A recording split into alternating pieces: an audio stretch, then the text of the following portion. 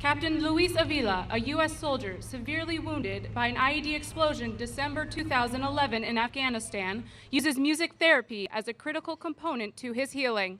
Captain Avila will now join the Joint Service Quartet in singing God Bless America. That was a moving moment during a welcome ceremony for the chairman of the Joint Chiefs, Mark Milley, back in 2019. But it turns out that it may have been the initial moment that Chairman Milley gained insight into the former President Donald Trump's view of members of the military. Now, according to a stunning new profile in The Atlantic, following wounded Army Captain Luis Avila's rendition of God Bless America, Trump walked over to congratulate and embrace him. But moments after that, the former president told Chairman Milley, quote, "Why do you bring people like that here? No one wants to see that, the wounded. Never let Avila appear in public again," Trump told Milley. Joining me now is the editor-in-chief of The Atlantic, Jeffrey Goldberg. He is the author of that profile, The Patriot, How General Mark Milley Protected the Constitution from Donald Trump. That moment, Jeffrey, is a searing moment, just recounted on paper. But what was it like to hear Milley recount that to you? Well, I mean, I'm not going to say how he reacted to all these things or what we talked about specifically, but there were a lot of witnesses to that. And I think, I think it's true that for Mark Milley, like a lot of people who worked in and around that administration, it was a gradual, or sometimes not so gradual, process of learning about the character and the proclivities of the former president. I think that was a moment that was deeply unnatural, right, for American military leaders, not just Mark Milley, because they venerate veterans and combat survivors like Captain Avila, right? They have the universal respect and admiration and sympathy of generals. So the idea that you would hide them it's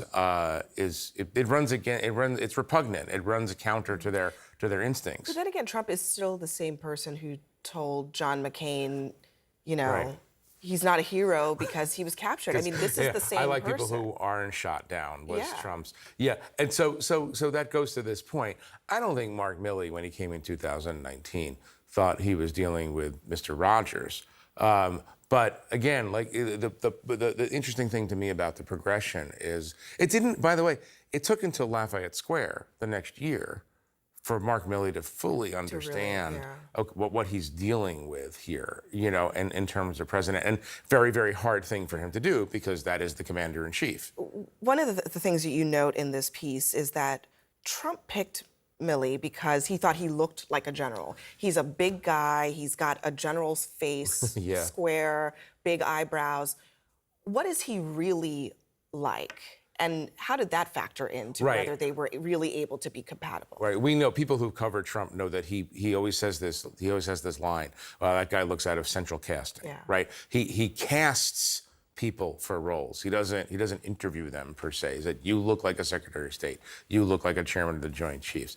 But what he didn't understand beneath that tank-like build, very strong guy, big combat veteran and all, was a Princeton-educated historian, right? And not only that, what he didn't understand, and this is where the relationship fell apart, as it did with a lot of other people, Jim Mattis and John Kelly, other generals who came in because maybe in part they looked the part.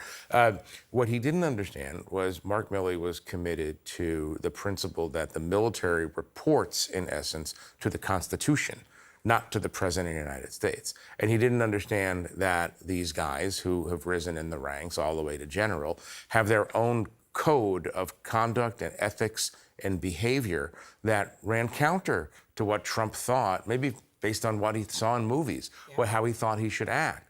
And so it was a clash almost from the beginning, as it was with a lot of other people that Trump hired. One of the stunning things in this piece is that Milley told you that if Trump is elected again, he thinks that, quote, Trump will start throwing people in jail and I'd be at the top of the list.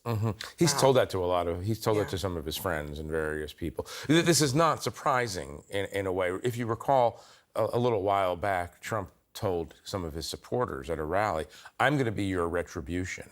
And by that, he also means that I'm going to get my revenge on all the And he people. wants retribution against Milley for what? Well, he thinks that Milley, like other people in the administration, subverted his Trump platform, the whole MAGA platform. He believes that the military served him, right? He did not take that civics course that many of us took, which said that the military is there to uphold the Constitution.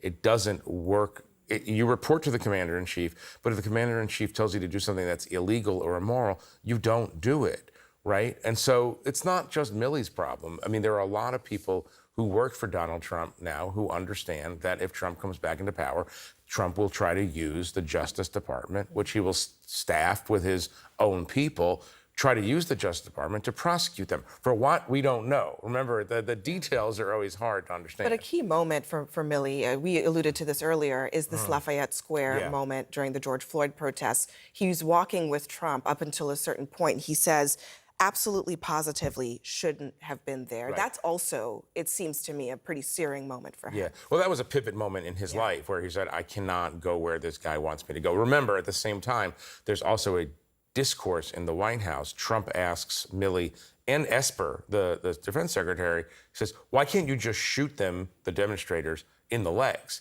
And they're like, because it's America? Because we don't do that? We don't take the military, we don't put them out on the streets and just start shooting people you don't like in the legs?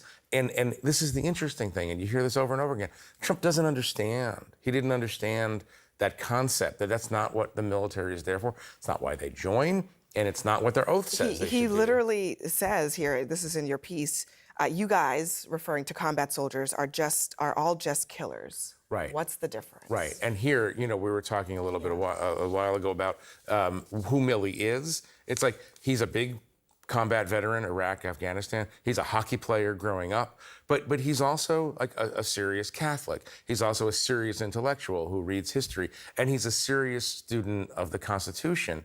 And those are the parts that maybe Trump didn't see. Yeah, didn't see, maybe didn't understand or didn't care for. Jeffrey Goldberg, thank you very much for going through all of that for us.